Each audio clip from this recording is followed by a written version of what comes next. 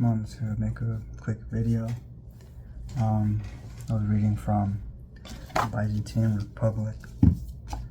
I'm not finished with it, but it's pretty good. This one looks like this one. Sorry. It's by Anthony Caldelis. Not finished with it. I'm still on the what chapter was it? Chapter 4, Sovereignty of the People in Theory. So far it's pretty good. Just trying to understand more about Byzantium, right? Mainly from what these Byzantine nationalists come from. Why you obsess over monarchy, right? But this, because you believe it's like Byzantium had like a divine right of kings or something. But in this book it kind of goes over like how that's not true. That Byzantium did not have this like absolute monarchy or god emperor kind of thing, right? Like this was part of the ideology, I guess, but in practice it was not actually so. And it says basically from what I understood, I was reading some of the footnotes in the back, right? Basically it's like a republican regime, right? Because at one point it was like a republic, and I guess that a lot of those major elements still stayed within the monarch, right? And I guess like they had the monarch, the emperor, as like above the law, right? But also subject to it. And I guess the way that in this book kind of described it as like I guess the way they reconciled that tension was to, I guess they kept the Roman legal tradition as separate from the emperor. Like those are two separate things, right? If that makes sense. And that's how they dealt with that kind of like idea, right, of him being above the law but also subject to it. And so it's possible that but he says, like, in the author says that basically the point was that the emperor cannot just do as he pleases, right? That he has to like do like basically like the law and the citizens there of the politia, Roman politia, politia, right? And that they had to that everything they did was not really for the emperors, even the emperor himself, right, and as well as the people, were about maintaining the political order, right, the laws or something, right, the lawful order. And so if he can go above the law, right, or something, if it was for the good of the republic, right, the monarch. And what else? But he cannot do as he please. No, and then the author went over like different things like the state, the definitions of a state, and what else? The monarchy, right? And then what else? Byzantine, I think. What is the term or something? What was the other thing? Politia, the difference between Roman political order, right, and in comparison to other ones. And then it was basically saying like how, like that obviously in practice did not have a divine right of kings. And then they said that idea sort of led to a lot of like civil wars or something, right, within the empire. And even when the empire was like getting overthrown or invaded by foreigners, there were still people trying to basically take the throne, right, or something, like subvert the throne from the emperor, right, or basically by like assassinating him or something. And it was because of the fact that they believed that to be like to sit on that throne or something, to be appointed to that throne is to be like God's chosen or God's favorite. And so that's why it kind of created that kind of like problem or something, where people trying to kill off the emperor in order to take the throne from him or something like that. But I just wanted to read briefly, kind of give you an idea of what it's like about. But so far, yeah, I enjoy reading about it and Byzantine history and stuff like that. Like where would I start? It says talking about the problem of sources, like studies and stuff like that about Byzantium, because I guess he kind of criticizes some other historians or scholars of Byzantine history or something. It says the Byzantine sources present us with a wide range of attitudes and even, quote, beliefs, end quote, that appear in different settings or activated in specific contexts and were relevant primarily or even exclusively in those contexts. For example, an innovative political treatise, a topos, of imperial rhetoric, the standards by which historians evaluated emperors' reigns, a legal preface, the slogans chanted in the streets against an emperor by a rioting populace, and a work of moral advice addressed to an emperor do not all operate on the same level or have equivalent claims on our attention. In general, the argument presented here still will avoid the few speculative works of original political thought that were produced during the Byzantine millennium and are now receiving renewed attention, such as the anonymous 6th century dialogue on political science, Thomas Magistro's treatise on kings and their subjects, and Mochopolo's theory of oaths. Their proposals may have rested on commonly shared assumptions, but we can know this only by comparison with other types of evidence. These texts have to be understood in relation to the political sphere as a whole, but there are idiosyncratic variations of particular aspects of it. They must be brought into the discussions afterward, as they cannot be assumed in advance to reflect the norms of the Byzantine polity. The orthodox view of Byzantine ideology does not rest on those treatises anyway. Scholars have instead latched on to the formula that the emperor was appointed by God and pursue it to the exclusion of all else, through all genres in which it appears. This has resulted in a series of interchangeable views, some more legalistic, others moralizing or ceremonial or theological, and so on. And they share an absolute commitment to the nexus of God and emperor. But it is possible that we have been led astray by the court here.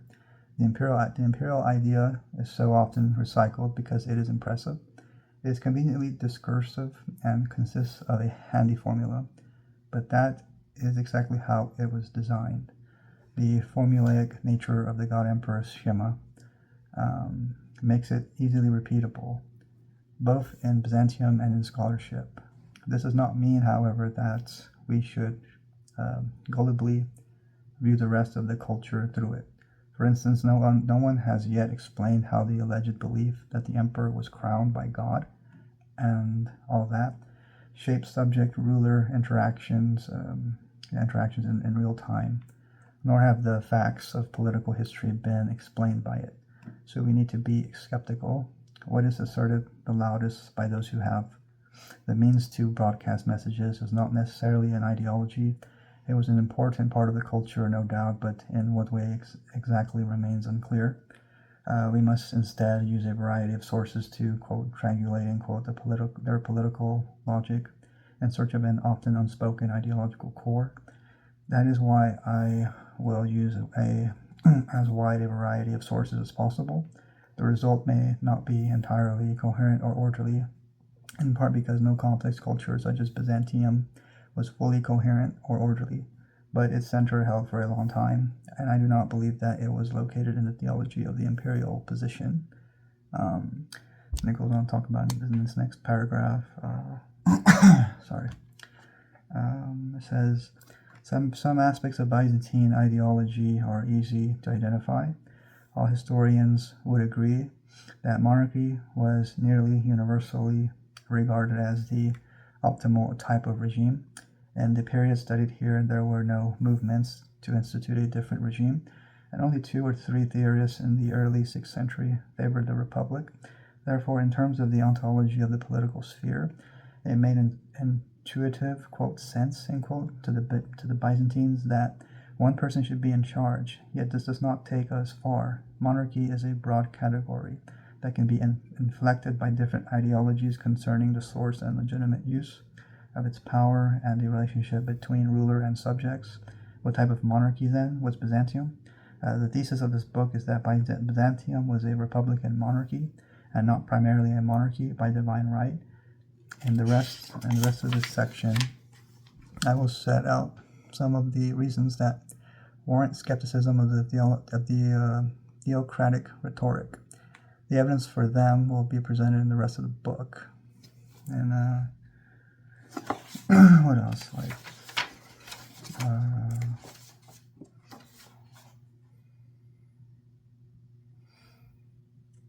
I guess have this part bookmarked. Let me just read some from here, I guess. Because I guess republics and monarchy can, to some degree, be interchangeable, right, or something. But that's what I mean, though. But yeah, but in America, you know, we are a republic, a federal constitutional republic, though. So we're not the same thing. Even if a branch in government is like monarchical, right? I think the executive, right? And it doesn't mean it's a monarchy, though. But this one kind of says that it's like a republic, monarchy and republic or something, a republic, monarchy or something. What is this one? This part talked about? I'm not really sure.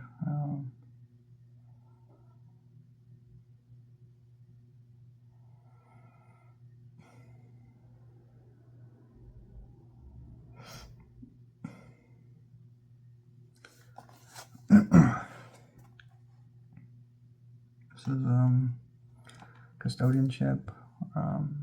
What are you talking about? This is in someone named Zonaras critique.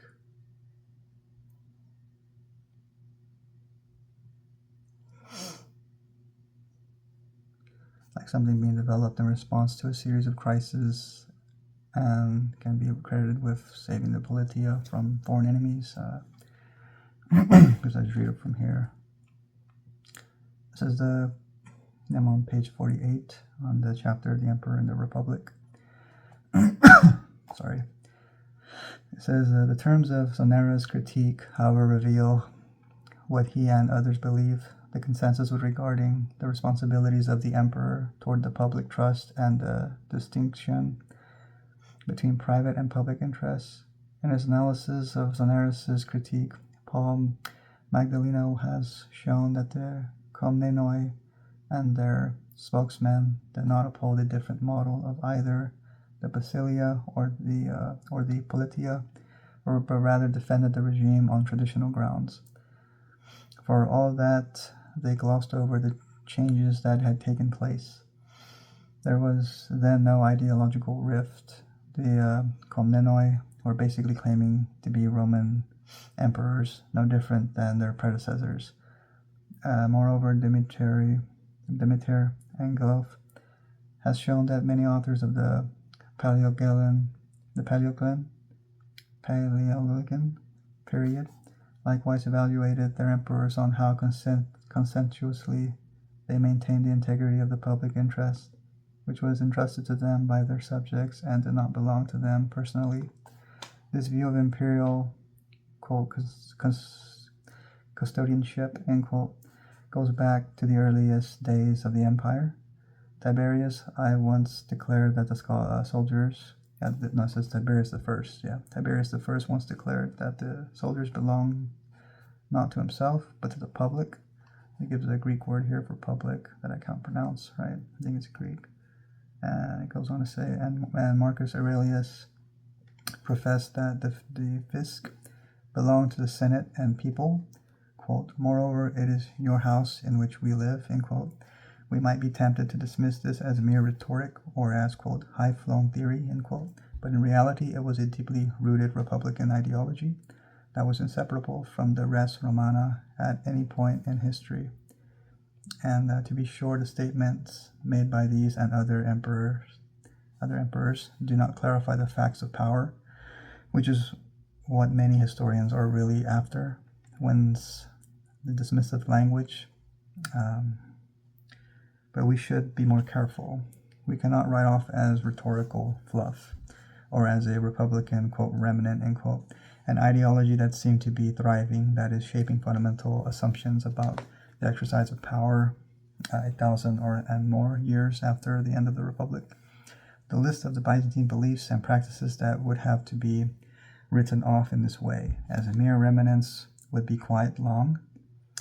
The alternative is to group them together and realize that the Byzantine polity was really shaped by a Republican Roman ideology all along. This ideology governed how subjects evaluated their rulers and consequently how they behaved in critical circumstances, which were more frequent in Byzantine history than many realize. In moments of crisis, those underlying assumptions came to the fore. Also, if we were to dismiss as, quote, mere rhetoric, end quote, ideologies that allegedly do not bear on the cold, hard facts of imperial power, then the first to go should be the idea that the emperor was appointed to rule by God and had a duty to imitate Christ. This distinction between private and public interests is reflected in how writers evaluated office holders of all ranks, including emperors. Ammianus criticizes Valentinian for putting family over the common good when he chose his brother Valens as his partner in empire, but approves his decision later not to march to Valens' aid against the rebel Procopius, because the latter was an enemy only of his brother, whereas the Alemanni were the enemies of the entire Roman world. Procopius says that Belisarius was, quote, rivaled by all the Romans for sacrificing the most critical needs of the politia to his domestic affairs, end quote. The Emperor Constantinos X forced his wife Eudokia to swear that she would not remarry after his death in 1067, but then she, the Senate, and the Patriarch, and it goes on to say, saying, agreed that forethought on behalf of the whole should be their guiding criterion. It was reasonable for the common good to be preferred over the private wish of one man who was about to die. It was not possible to allow a private wish to override the public good. Thus it was recognized that not to have an emperor because one man was too jealous to allow his widow to be with another man would harm the common good and contribute to the destruction of the Roman Empire. This view of the matter prevailed. And this goes on to talk about, in the late 12th century, Eustathios of Thessaloniki castigated the governor of his city, David Komnenos, during the Norman siege of 1185 for, quote, neglecting and despising the common good and looking only to his own welfare, like an open traitor, end quote. Right, so that's what I guess is saying that even the emperor, as well as the whole political order, was concerned about the political order, right, and not necessarily what the empire wished, right. So I guess everyone was subjected to like to maintain the political order, right. So I guess it puts into perspective, like, it was not really about the emperor. That, like I said, like what this book saying is like something like that, right? And not really the idea of divine right of kings. Like that's what this is basically saying, like earlier, that if you get anything from this book, is that idea is not true. That whether this emperor is appointed by God to rule, right, is not demonstratively true. That's what he's showing. That's what he shows throughout this book, right? And then where was I? It says when his personal position became precarious, he continued to, quote, replace the private disaster which menaced him with one which would affect our whole community, end quote. Adelatius, in the late 11th century, criticized the entire imperial high command in his effort to explain the collapse of his times. He says, as for the Romans of our times, their leaders and emperors commit the worst crimes and God-detested deeds under the pretext of the public interest. The commander of the army cares not one whit for the war, nor does what is right and proper by his fatherland. and even shows contempt for the glory of victory. Instead, he bends his whole self to the making of profit, converting his command into a mercantile venture. And so he brings no prosperity or glory to his own people. And he gives these Greek words that I can't pronounce. And it talks about the ideological supremacy of the, quote, public interest, end quote, is evident here, especially as it seems that these emperors and generals took care to invoke it even when, in this historian's opinion, they were really serving their private interests. In Byzantium, all state action had to be justified on the grounds of the public interest in relation to the fatherland and the Roman people, even if only as a pretext. The Romans of old, by contrast, Attilatus points out, quote, did not strive for money and acquisition of wealth, but simply for renown, the demonstration of their manliness, and their country's safety and splendor, end quote. The texts we have surveyed reflect a strong devotion to the common good and the public interest. Obviously, there would have been strong disagreements about what it was exactly and how to best support it.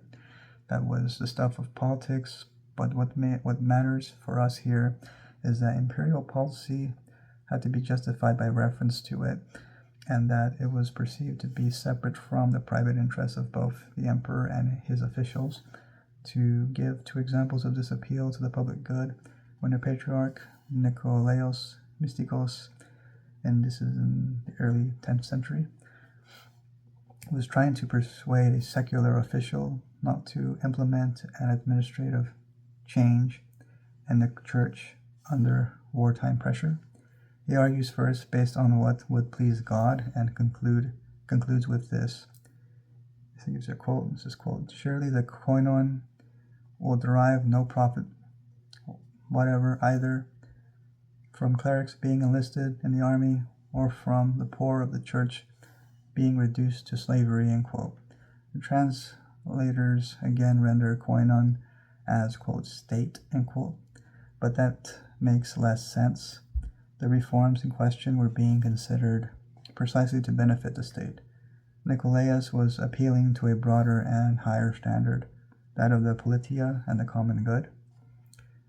When he took the throne in 1057, Ezekios Komnenos decided that the state budget was too bloated, and so he made cutbacks, especially in payments to title holders. This caused widespread disaffection.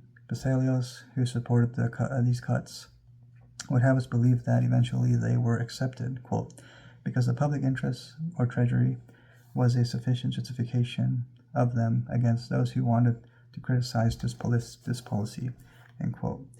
If we can trust Pseudo, this would count as an instance of political maturity in Byzantium, private interests being sacrificed for the public good in a moment of crisis. But it does not matter whether Pseudo is telling the truth. What counts are the terms in which he chose to frame his defense of the policy, the only terms by which political action could be justified. In Byzantium were these. Here we are accessing what I have defined as ideology. It talks about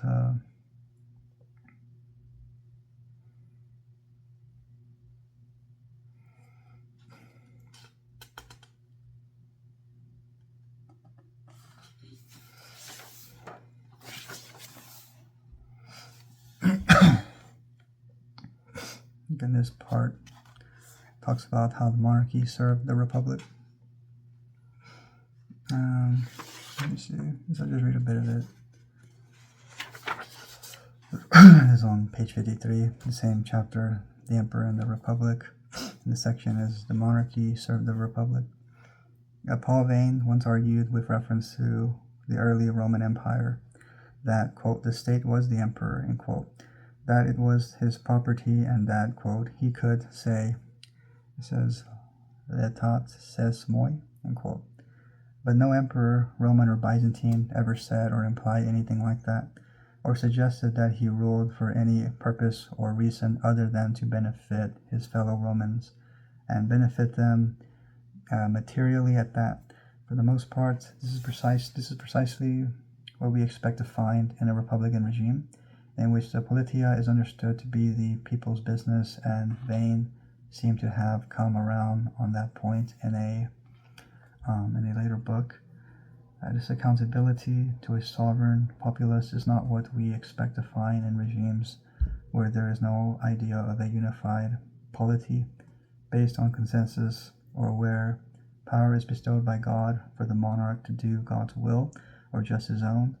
That was how the ancient Greeks imagined Persian despotism. If the ruler acted badly, he was not answerable to anyone else.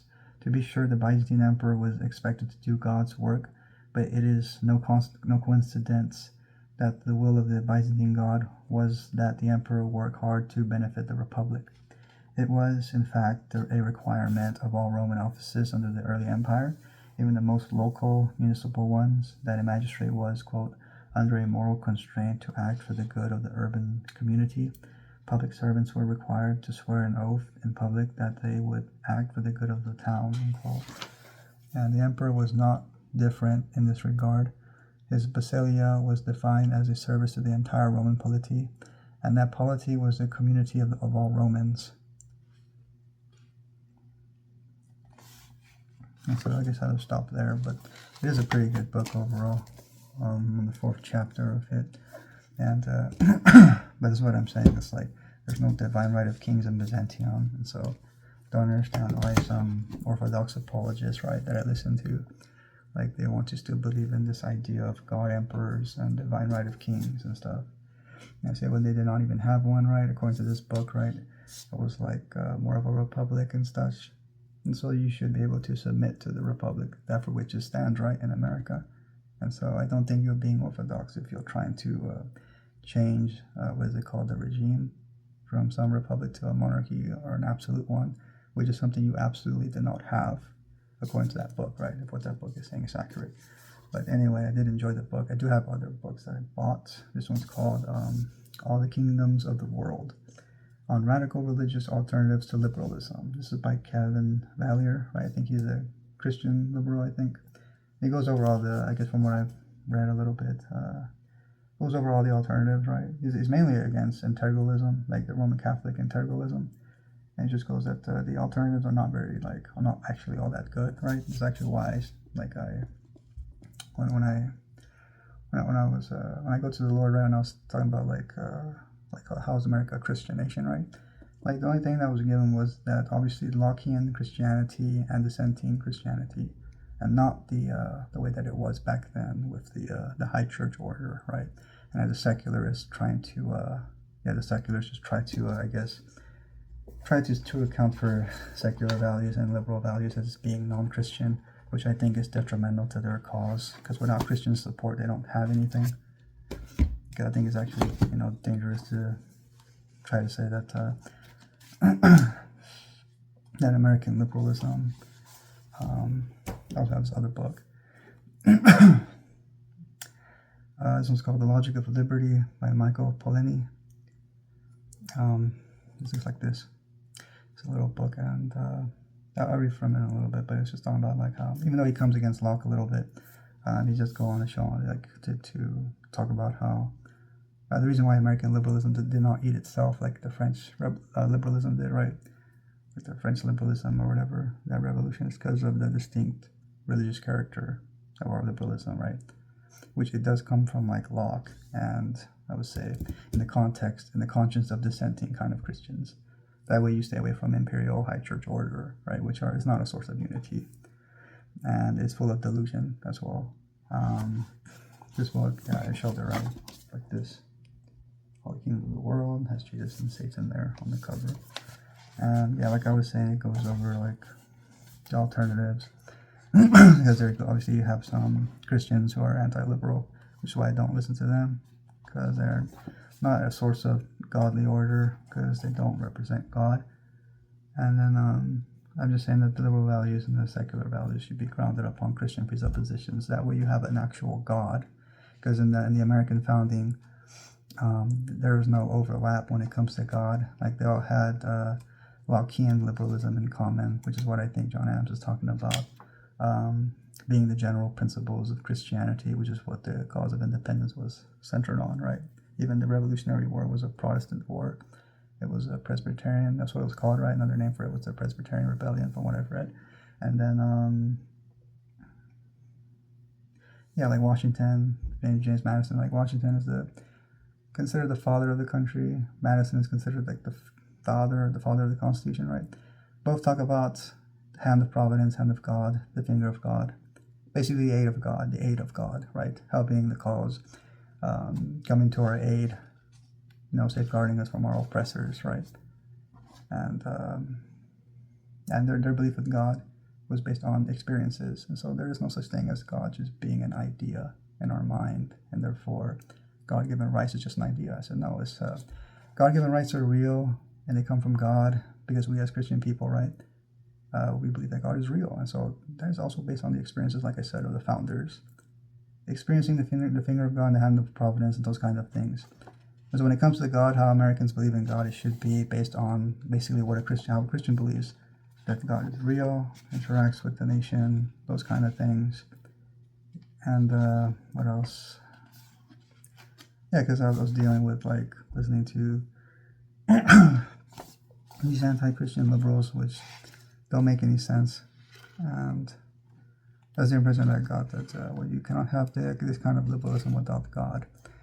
And then in this book it says, what did he say? I haven't read all this yet, though. I was still like at the beginning.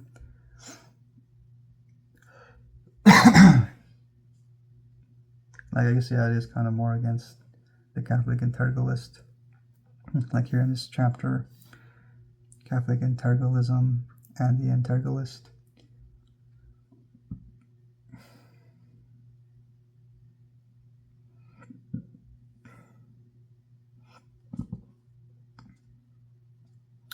This is why the integralist revival contains a dozen or so main characters. I will focus on two. I engage Pink as the chief theorist. I shall address Vermilieu as the chief strategist. Two Catholic intellectuals, however, play no role in this book. Patrick Deneen and Sohrab Ahmari are associated with integralism, but they say little about the view. Deneen shares integralist disdain for liberalism, a disdain that he defends in his book Why Liberalism Failed, but he has called integralists, quote, crazy, end quote. I suspect his conservatism rejects all radical ideals, integralism included. Deneen's work lies outside my book's scope. Amari seems to affirm integralism, but he says nothing about it, and he has claimed that he does not want to make the United States into a Catholic country, which is not what you would expect to hear from an American integralist. So I do not know how he would answer the question I raise. Vermilieu and Pink have made profound intellectual contributions in their fields. Vermilieu is one of the great scholars of American administrative law, and Pink is one of England's most accomplished philosophical historians. Here they receive sustained attention as the two leading lights of the integralist community. Later chapters highlight their differences, and I'll turn to explain the integralist doctrine and the arguments made on its behalf. And it talks about the integralist narrative. I just want to talk about, sorry, I'm going to keep clearing my throat. This one's by Philip Jenkins. Kingdoms of the World. The sound, yes, is how empires have made and remade religions, and has a similar title to the other one, right? This other book that I just showed. This one looks like this. Nice cover, right? Philip Jenkins, he also wrote The Jesus Wars. This is just mainly about imperial history and religion, imperial religion. That's why I say I feel like yeah, because if like the Lord has led me to sort of attack your Christology, right, and to demonstrate that you don't what word else? Yeah, because you don't have it correct, and it's like, okay, what ties into it? The problems of it, right? And that would tie into your imperial order with Nicaea and all that. And so that's why I'm kind of like, I guess, moving towards just kind of attacking the imperial theology, right? The high church order kind of thing. Because I don't believe that is necessary. I don't believe the New Testament church is a high church order. What was it? I guess from this book I'll just read. What was this? I was going to read from,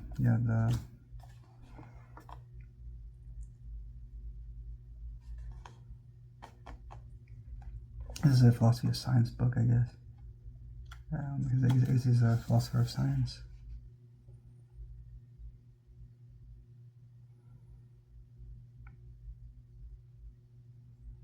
It comes against Locke a little bit. It's bizarre because the distinct religious character, which is basically the distinct Christian character of our liberalism, comes from like Locke and the tradition that he bases it off of, which was, I think, Christian.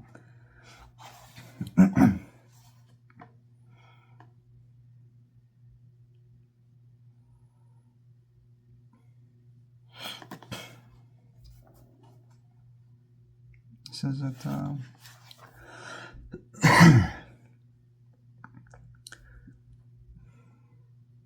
so thus we entered on the 20th century,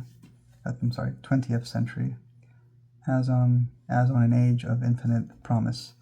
A few people realized that at the time that we were walking into a minefield, even though the mines had all been prepared and carefully laid in open daylight by well-known thinkers of our own age.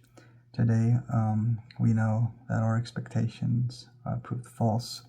We have all learned to trace the collapse of freedom in the 20th century to the writings of certain philosophers, particularly of Marx, Nietzsche, right, and their common ancestors, Fichte and Hegel. But the story has yet to be told how we came to welcome as liberators the philosophies which were to destroy liberty. I have said that I consider the collapse of freedom in Central and Eastern Europe as the outcome of an internal contradiction in the doctrine of liberty. Wherein lies this inconsistency?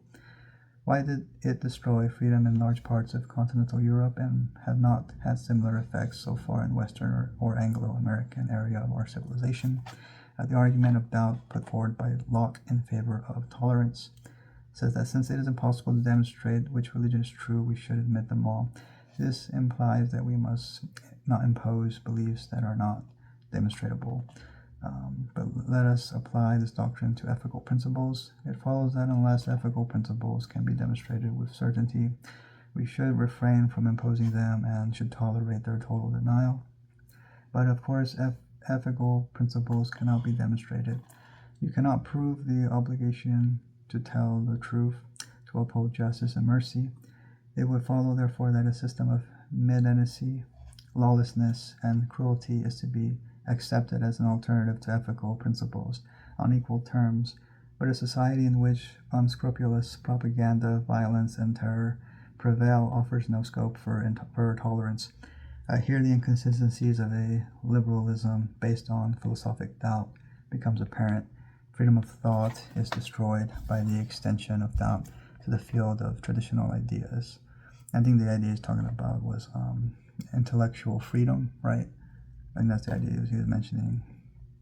That kind of doubt or so, or intellectual freedom, that idea.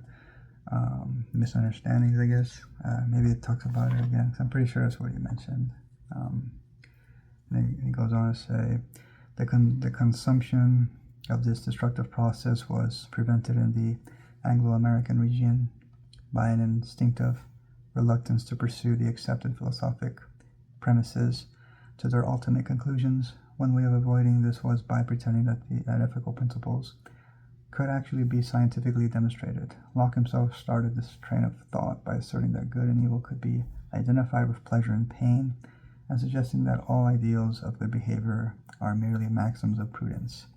However, the utilitarian calculus cannot in fact demonstrate our obligations to ideals which demand serious sacrifices from us.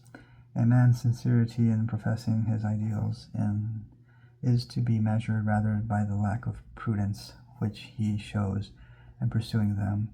The utilitarian confirmation of unselfishness is no more than a pretense by which traditional ideals are made acceptable to a philosophically skeptical age. Camouflaged as long-term selfishness. The traditional ideals of man are protected from destruction by skepticism. I believe that the preservation up to this day of Western civilization along the lines of the Anglo-American tradition of liberty was due to this speculative restraint, amounting to a veritable suspension of logic within the British empiricist philosophy. It was enough to pay philosophic lip service to the supremacy of the pleasure principle. Ethical standards were not really replaced by new purposes. Still less was there any inclination of abandoning these standards in practice.